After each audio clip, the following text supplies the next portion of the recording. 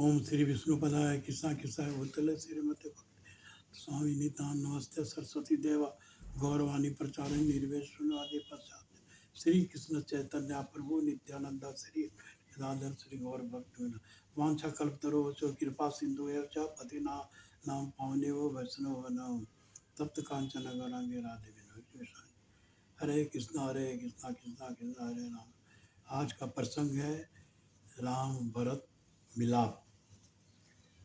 श्री राम के भाई भरत, जिनका महानता का परिचर्या बहुत कम होती है, वो जब अयोध्या में कैकेयी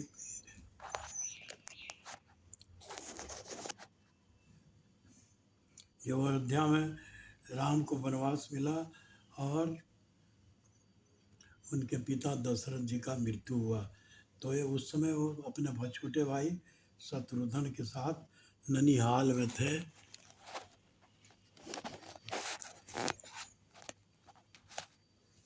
अपने छोटे भाई शत्रुघ्न के साथ ननिहाल में थे और उन्हें आवश्यक सूचना मिली कि आप शीघ्र अयोध्या प्रस्थान करें, और वो अयोध्या के लिए प्रस्थान किए। अयोध्या पहुंचने पर उन्हें पिता की मृत्यु का समाचार मिला और यह ज्ञात हुआ कि इसके कारण उसकी माँ कौशल्या कैकेयी ही है। तब उन्होंने माँ का परिताड़ना किया और उन्हें बहुत बुरा भला कहा कि तुम माता नहीं कुमाता हो, राम जैसे प्रिय भाई को तुमने 14 वर्ष के लिए वनवास भेजा, तो फिर क्या हुआ वो, और तुमने मुझे राज्याभिषेक राजा बनाना चाहा, लेकिन जैसा राम की अनुपस्थिति में यह अधिकार राम का है और राम ही अयोध्या का राजा है, मैं तो उनका सेवक मात्र हूँ। तो इस तरह से फिर सुबह उन्होंने सभासदों से और अपने गुरु वशिष्ठ के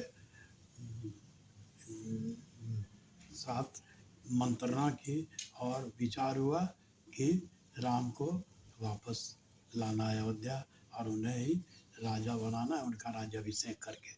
तो इसके साथ क्या हुआ, उन्होंने सेना के साथ सब परिवार, पूरा सेना, गुरु वशिष्ठ और जनक जी और तीनों माताओं के साथ साथ हो उनके लिए श्री राम को वापस लाने के लिए, वनवास से वापस लाने के लिए प्रस्थान किया। तो सबसे पहले वो गंगा के तट पर पहुँचे और गंगा के उस पार भारद्वाज मुनि का आश्रम था, तो उन्होंने सेना को रुकने के लिए कहा और गुरु वशिष्ठ के साथ भारद्वाज जी के आश्रम गए और उन्होंने उन्हें दंडवत प्रणाम किया। और उसके बाद उन्होंने पूछा कि मेरे अपने वहाँ आया, तो भरत जी ने वो तो मुनि भारद्वाज को तो सब मालूम ही था, ज्ञाति था, लेकिन उन्होंने पूछा कि आपके आने का कारण, तो उन्होंने बताया कि मुनिवर मैं तो बाहर था और मुझे ये भैया के वनवास का समाचार मिला और इसलिए उनकी खोज में, आप बताइए भैया कहाँ गए हैं। तो भारद्वाज जी ने बताया कि हाँ, राम सीता और लक्ष्मण के साथ मेरे यहाँ आए थे और उसके बाद मुझसे उन्होंने मंत्रणा की कि मुझे कहाँ रुकना चाहिए, तो मैंने उन्हें समझाया और बताया कि आपके लिए सबसे बढ़िया स्थान चित्रकूट है। तो वहाँ चित्रकूट के पर्वत पर आश्रम बना के वो रह रहे हैं। तो फिर उन्होंने भारद्वाज जी से पूछा कि क्या भैया मुझे माफ़ कर देंगे, तो बोलो देखो भैया तुम्हें भैया भैया उठते हुए, सवेरे उठते हुए जब उन्हें शाश्वत गंगा स्नान किया, शाश्वत का पाठ किया, तो सबसे पहले उनके मुख से निकला कि मेरा भरत सम भाई, भरत सम मेरा कोई भाई नहीं है और भरत से मुलाकात नहीं हुई। जबकि लक्ष्मण उनके साथ पूरे 14 वर्षों तक रहे, लेकिन भरत से उनका अति प्रेम था। तो उनके आश्रम में रुके और उसके बाद भरत को भारद्वाज जी ने कहा कि मेरी सेना है और सभी लोग उधर हैं, तो बोले भरत जी बोले कोई बात नहीं है, मैंने मैं उनके सबके लिए यहाँ पर्याप्त मैं जगह बना दूँगा। विश्वकर्मा जी को बनाया, नए महल बनाया गया, सारी व्यवस्था की गई और इतनी जो सेना, बड़ी सेना थी, विशाल सेना थी और उसमें इतने लोग थे, सबके रहने, भोजन की व्यवस्था की गई। और भरत जी को भारद्वाज जी ने कहा कि तुम यहाँ रात्रि विश्राम करो और सुबह अयोध्या के लिए प्रस्थान करो। तो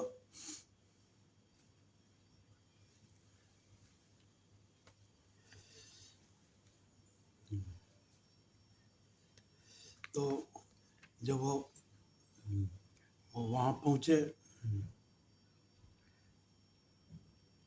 जब तो फिर वो सुबह उन्होंने अयोध्या के लिए प्रस्थान किया। तो उसके पहले सुबह सुबह श्री राम जी जब उठे तो वन देवी से वहाँ प्रार्थना कर रहे थे कि वन देवी, मैं जिस रास्ते से आया हूँ उस रास्ते को बिल्कुल साफ कर दो, एक कांटा पत्थर कुछ भी ना रहे। तो वन देवी बहुत आश्चर्य से बोलती हैं कि श्री राम, आप तो आ गए, अब फिर रास्ते को साफ करने क्यों आए? वो बोले, नहीं, मेरा परम प्रिय भाई भरत उसी रास्ते से आएगा और उसे कांटा नहीं चुभना चाहिए। तो बंधुई बोलती कि क्या आपका भाई इतना सुकोमल है कि उसके पैरों में कांटा चुभ जाएगा? बोला, नहीं नहीं नहीं, उसका तो हृदय, उसका शरीर तो वज्र के समान है, इंद्र के वज्र को भी वो सामना कर सकता है, सब कुछ सबको पराजित कर सकता है। लेकिन अगर एक कांटा उसके पैर में चुभ गया तो वो कहेगा कि अरे अरे, ये कांटा मेरे भैया को चुभा होगा और ये अनुभूति उसे विह्वल कर देगी, इसलिए सारे रास्ते को साफ कर दो। तो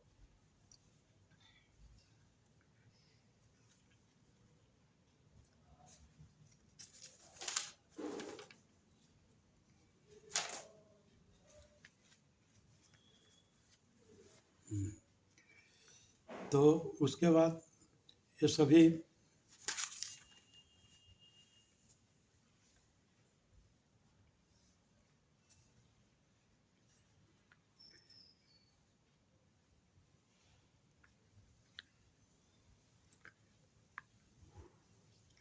तो वहाँ वहाँ सीता, माता सीता कुटिया के बाहर बैठी थी और उसके बाद अचानक उन्हें पदचाप सुनाई पड़ा और धूल और धूल उड़ने का ये मिला। तो अंदर जाके वो राम को बताती, लक्ष्मण को बताती है कि कोई एक बड़ी सेना के साथ कोई, तो वहाँ के जो वनवासी थे उन्होंने खबर किया कि राजकुमार भरत अपनी सेनाओं के साथ यहाँ पर आ रहे हैं।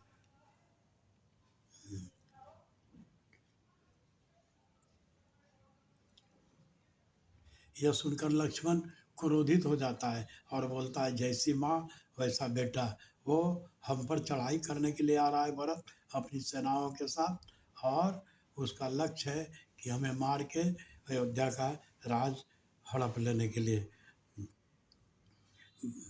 लेकिन भगवान श्री राम को समझाते हैं, भरत ऐसा नहीं है, उसके विचार और चरित्र बहुत उज्ज्वल है, वो स्वप्न में भी ऐसा नहीं सोच सकता है।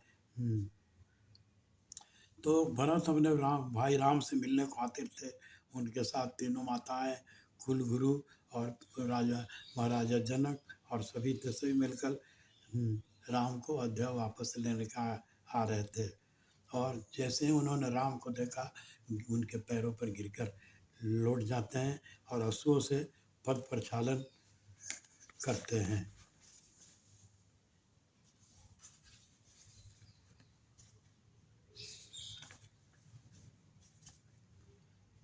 अश्वों से पद प्रक्षालन करते हैं और फिर राम उन्हें उठाकर गले लगाते हैं और दोनों भाई विवल उठता है। अश्रुधारा रुकने का नाम ही नहीं लेता है। सभी उपस्थित लोग भी भावुक हो जाते हैं और उसके बाद उन्होंने पिता की मृत्यु का समाचार बताया और बताया कि माँ कैकेयी के कारण वो वो माँ नहीं कुमाता है, उसके कारण आपको हुआ।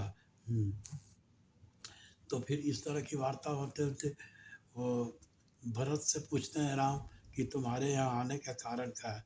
तब कहते हैं, मैं सेना के साथ इसलिए यहाँ आया हूँ कि आपका यही राजगुरु वशिष्ठ के साथ आया हूँ, कि यहीं पर आपका राज्याभिषेक करके जो आपको अयोध्या ले जाना है।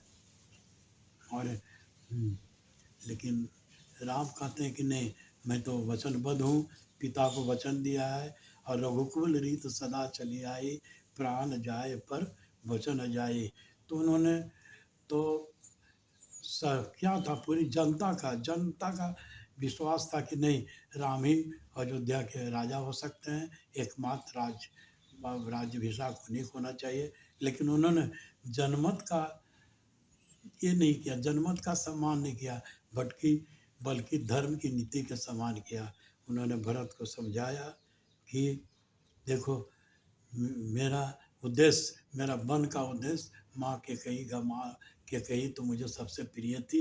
जब मैं रात्रि को अचानक स्वप्न सोचता था, माता कौशल्या लेके जाती थी, मैं कहता था मुझे मझली माँ के पास ले चलो, और कैकेयी का शयन कक्ष को नॉक करके खटखटा के कौशल्या वहाँ जाती तो लगे देखो तुम्हारा लाडला आ गया, और वही दुलारती थी कि चुप करती है। तो कभी माता के प्रति ऐसा कहा। भरत भारद्वाज जी ने भी सलाह दिया था भरत को कि नहीं, ये अन्य कारण से, वो उच्चतम कारण है भगवान राम के वनवास होने का, वो सिर्फ वो अयोध्या के राजा बनने के लिए नहीं है। अभी धर्म का विनाश हो रहा है, और इसलिए जब जब भी धर्म का विनाश होता है तो भगवान मनुष्य के रूप में अवतरित होते हैं। और दूसरा और यही कारण था कि उन्होंने बाली और कुंभकर्ण और रावण का विनाश किया था, उनका अहंकार को दुष्ट किया था। देखो,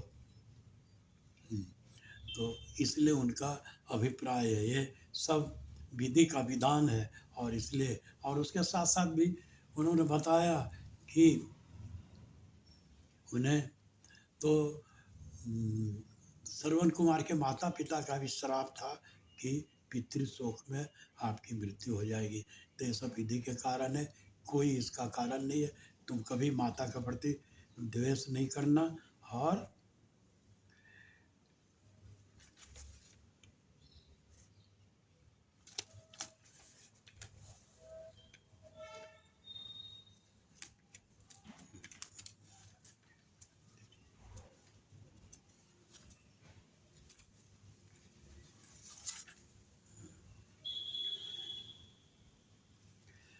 फिर भी राम ये कहते हैं कि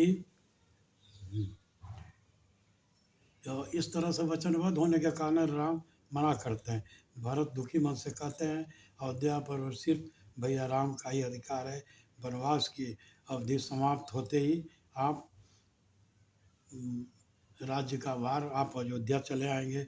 और एक क्षण की भी देरी हुई तो तब तक तो उन्होंने चरण पादुका मांगा, और चरण पादुका शीश पर धारण करने के लिए और 14 वर्ष की वनवास की अवधि समाप्त होते ही तत्काल आपको अयोध्या वापस आना है। और तब तक मैं एक प्रतिनिधि रूप के मैं आपका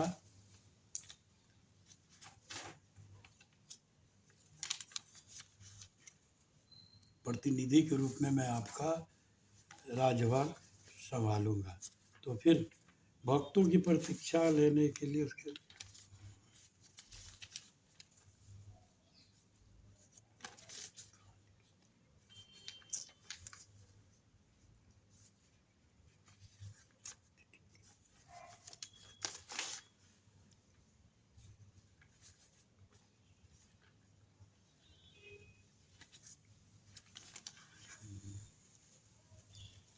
हरे कृष्णा कृष्णा कृष्णा।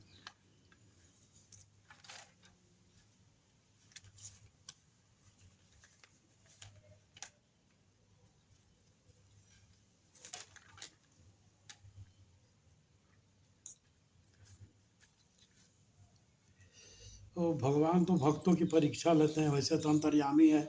वो भरत की सारी भावनाओं को समझते थे कि आदर्श पुरुष है, उसे तनिक भी फिर भी भक्तों के भाव को बढ़ाने के लिए, उनके भक्तों के उच्च भक्ति को और भक्तों को प्रतिष्ठा का सम्मान देने के लिए वो जब उन्होंने भरत जी की परीक्षा लेनी चाहिए। वैसे अंतर्स्वामी भगवान तो राम सर्वज्ञ हैं, लेकिन भक्तों की प्रतिष्ठा एवं सम्मान के लिए दुनिया के सामने एक उदाहरण पेश करने के लिए अपने प्रिय भाई भरत की परीक्षा लेनी चाहिए। और उन्होंने और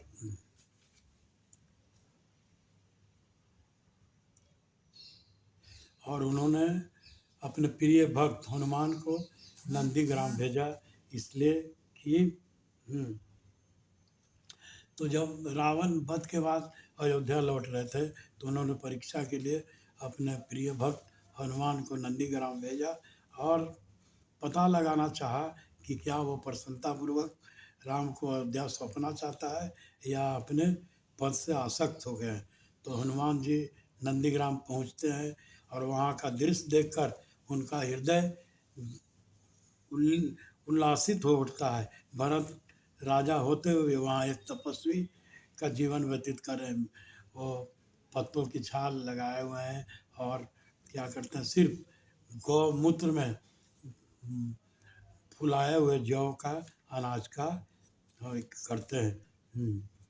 तो और वे वहाँ तो और उसके बाद तो उन्होंने जब हनुमान को देखा और हनुमान जी ने उन्हें समाचार दिया कि राम शीघ्र पहुँचने वाले हैं, तो उनके भरत के प्रसन्नता का कोई ठिकाना नहीं रहा। और भरत की अन्य भक्ति देखकर हनुमान की आंखें फिर आंसुओं से भर उठा और धरती पर लौटकर भरत जी को दंडवत प्रणाम किया और राम के आने की सूचना दी। यह सूचना पाकर भरत भाव विभोर उठे और मूर्छित हो गए। पुनः उन्होंने हनुमान को आलिंगन किया और बार बार पूछने लगे कि सचमुच राम आ रहे हैं क्या। हनुमान जी ने बार बार आश्वासन दिया, साथ ही शीघ्र तो सीता और राम के लक्ष्मण पहुंचने की सूचना दी उन्हें और भरत ने समाचार पूरे समय पर। तो इस प्रसंग में एक कड़ी है उर्मिला और मांडवी की। उर्मिला लक्ष्मण की पत्नी थी और मांडवी भरत की पत्नी। तो एक रात क्या हुआ कि कौशल्या माता की नींद खुली और वो छत पर गए तो देखते हैं अकेले मांडवी छत पर घूम रही है और श्री राम राम राम राम का जाप करे। बोले बोले अरे मांडवी, आधी रात हो गया, भरत अपने कक्ष में होगा, तुम जाओ वहाँ। तो बोलो मांडवी नंदीग्राम की ओर इशारा करते हैं और बोलते हैं माता देखो, वहाँ अभी भरत जाग रहे हैं, वहाँ ज्योति की लौ जल रही है और वो भगवान श्री राम का वो अपना ध्यान लगाए हुए हैं और जब मैं कैसे सो जाऊँ। तो बोलो अरे तो क्या है, वो तो वहाँ नंदीग्राम में, तुम अपने कक्ष में, भरत आ गया। जा बोले नहीं माता, मुझे भरत जी ने कह के कहा था कि सभी लोग, न राम है न लक्ष्मण है न सीता है यहाँ, और माताओं को देखने वाला कोई नहीं है, इसलिए मैं जब तक नंदीग्राम में हूँ, भैया लौट के नहीं आते हैं, तब तक इन तुम माताओं की देखभाल करोगी। तो इसके बाद तो बोली कि तो कौशल्या उसके भाव को समझ गई और बोली कि जब तक ये ज्योति का लौ जल रहा है, वो भरत जागृत अवस्था में है और जब ये लौ की वो अपने कार्य पूरा करके, राज्य का कार्य पूरा करके जब वो लौ बुझ जाएगी, विश्राम करने जाएगी, तो मैं भी अपने कक्ष में तय हो गया। तो इस तरह से भरत का प्रसंग है और इस तरह से किस तरह से अपने सभी भाइयों से, और बार बार राम कहते थे कि मेरा प्रिय भाई है भरत सम भाई ने। तो भरत का उत्कृष्ट उदाहरण है, इतना त्याग और प्रतिष्ठा किसी के लिए नहीं हो सकता है। हरे कृष्णा जय श्री राम।